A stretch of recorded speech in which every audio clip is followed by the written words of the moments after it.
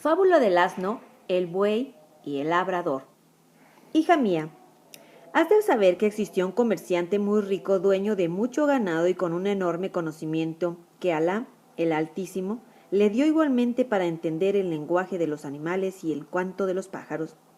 Estaba casado y con hijos.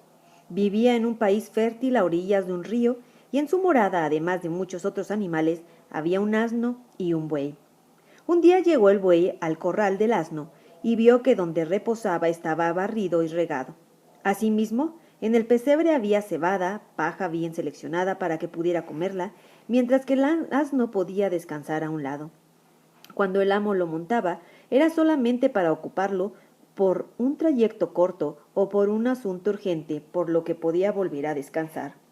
Ese día, el comerciante oyó cómo el buey le decía al asno: come a gusto y que te hagan buena digestión, pues mientras yo estoy rendido por el trabajo, tú estás descansando y comiendo de lo mejor de la cebada, porque cuando el amo te monta, vuelve inmediatamente a traerte.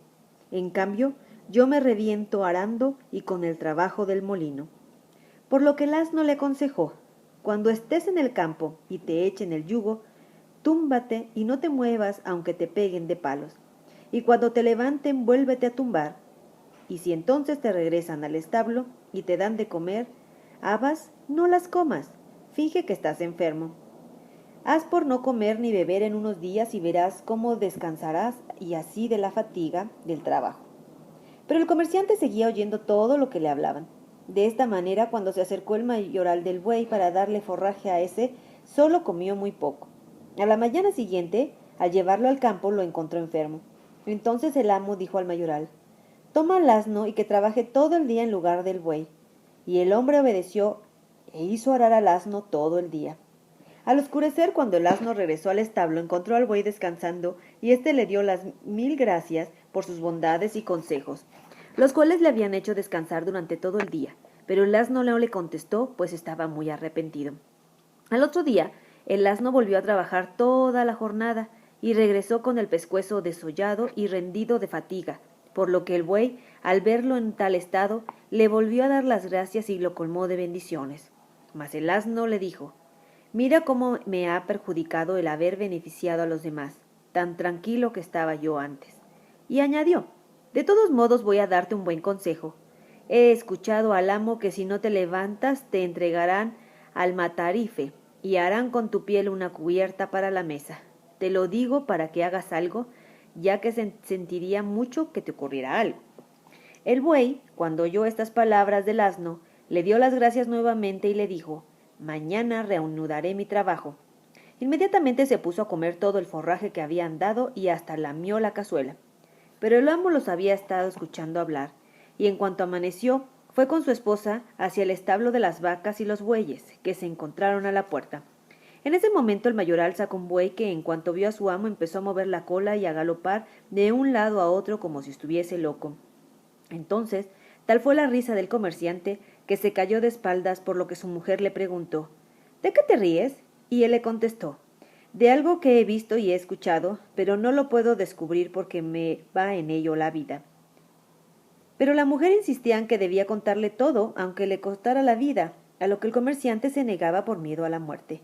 Sin embargo, la presión de su mujer fue cada vez más grande, ya que desde aquel día no dejó de hostigarlo tenazmente hasta que lo llevó a una gran perplejidad.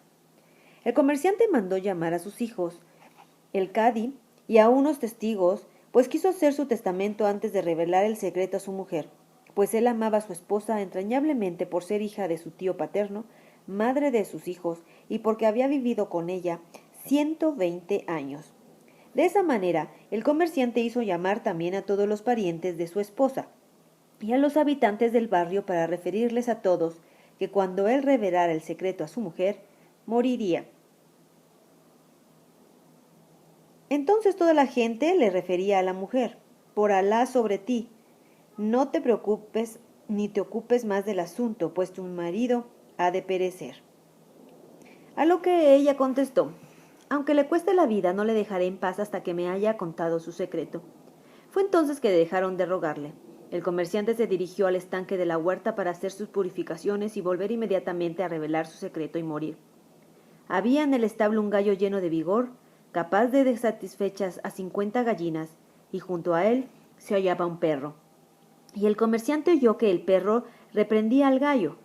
¿No te vergüenza estar tan alegre cuando nuestro amo está a punto de morir? Y el gallo preguntó, ¿por qué va a morir? El perro tuvo que relatarle toda la historia, y el gallo repuso, por Alá, poco talento tiene nuestro amo. 50 esposas tengo yo, y a todas sé manejarlas perfectamente, regañando a una y contentando a otras. En cambio él solo tiene una y no sabe cómo entenderse con ella. El medio es bien sencillo. Bastaría con cortar unas varas de morena, entrar en la recámara de su esposa y darla hasta que sucumbiera o se arrepintiera, y por los demás no volvería a importunarle con preguntas. Así dijo el gallo, y cuando el comerciante oyó estas palabras se iluminó su razonamiento y se resolvió dar una tremenda paliza a su mujer. En ese momento, el visir interrumpió el relato para decirle a su hija Sherezada, ¿acaso el rey haga contigo lo que el comerciante hizo a su mujer? Y Sherezada preguntó, ¿por qué hizo? Entonces el visir prosiguió de este modo. Entró el comerciante llevando ocultas las varas de morena que acababa de cortar y llamó aparte a su esposa. Ven a nuestra alcoba para que te diga mi secreto. Entonces la mujer aviada de conocerlo lo siguió. El comerciante se encerró con ella y empezó a sacudirle a varazos todo el cuerpo, hasta que ella acabó por decirle, me arrepiento, mientras besaba las manos y los pies de su marido, pues verdaderamente estaba arrepentida. Después salieron ante la concurrencia, y ésta se alegró mucho de ver al comerciante con vida. Asimismo, se regocijaron con los parientes, y todos vivieron muy felices hasta la muerte. Y cuando Sherezada, hija del visir, acabó de oír el relato, insistió nuevamente, de tal manera que consiguió que su padre accediera, por lo que el visir, sin replicar nada, mandó que preparasen el ajuar de su hija y se marchó a comunicar la nueva al rey Shahriar.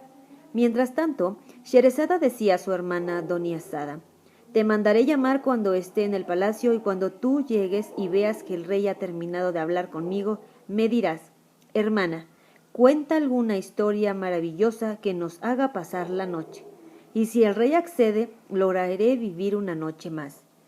El visir fue a buscarla y se dirigió con ella hacia la morada del rey, quien se alegró mucho de verla y preguntó al visir, ¿es esta la que yo necesito? Y el padre de Sherezada contestó respetuosamente, sí, es ella. Pero cuando el rey quiso acercarse a la joven, ésta se echó a llorar. Y el rey preguntó, ¿qué te pasa? Y ella contestó, oh, rey poderoso, tengo una hermanita de la cual quisiera despedirme. Por lo que el rey mandó a buscar a Doniazada, su hermana, quien después de abrazar a Sherezada le dijo, hermana, por Alá sobre ti, cuéntanos una historia que nos haga pasar la noche. Y Sherezada contestó, de buena gana y con un debido homenaje, si es que él me lo permite, este rey tan generoso, dotado de tan buenas maneras. El rey, al oír estas palabras, como no tenía sueño, se prestó de buen agrado a escuchar la narración de Sherezada, y ella, en esa primera noche, empezó su relato con la historia que sigue. Historia de la mujer desesperada, de las 3 manzanas y del negro Rihan.